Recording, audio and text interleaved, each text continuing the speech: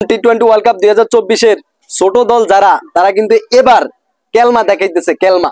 এদিকে ইউএস এর মতো দল যেই দলের নাম গন্ধ ছিল না সেই ইউএসএ এবার টি-20 ওয়ার্ল্ড কাপে শুধু কাঁপাইতেছে, তারা কাঁপাই কিন্তু ভালো পজিশনে আছে। এদিকে আবার আফগানিস্তানের মতো দল যে আফগানিস্তান এবার ওয়ার্ল্ড কাপে খুব কঠিন লেভেলের কাঁপাইতেছে। প্রথম উগান্ডার সাথে তারা উগান্ডাকে 58 রানে তাদেরকে প্যাকেট করে দিয়েছে। এদিকে তাদের সর্বোচ্চ উইকেট শিকারী ফয়জুল হক ফারুকী, তিনি টি-20 ওয়ার্ল্ড কাপের সর্বোচ্চ উইকেট 5টা উইকেট নিয়ে তিনি নাম্বার পজিশনে।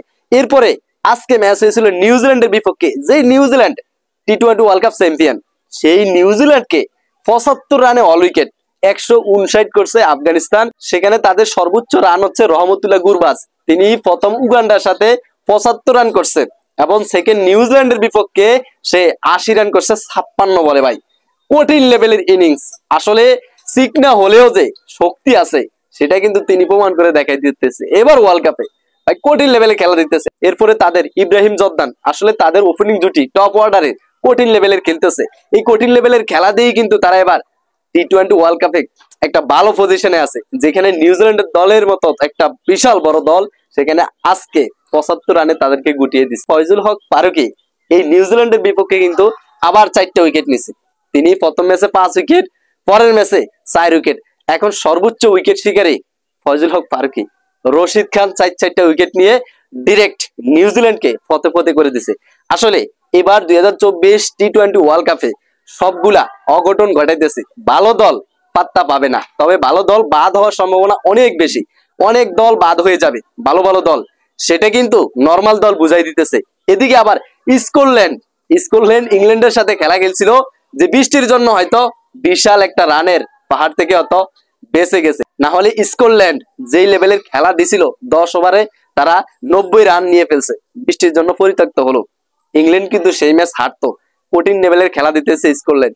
আসলে এই যে নর্মাল দল এত দুর্দান্ত লেভেলের পারফরমেন্স করতেছে, আসলে এটাই ভালো, এটাই টি-20-র একটা ভালো মর্যাদা। খেলা দেখতে ভালো লাগে যে এরকম ভাবে খেলা চলতে থাকুক, ছোট দলগুলা দুর্দান্ত লেভেলের খেলতে থাকুক, আর বড় দল যারা আছে তারা হারতে থাকুক।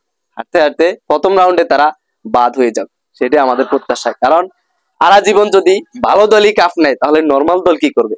নর্মাল দলে একবার কেলমাটা দেখাই দেব, আমরা সেটা আশা প্রত্যাশায়। তবে আফগানিস্তান সেরা, সেলুয়েট।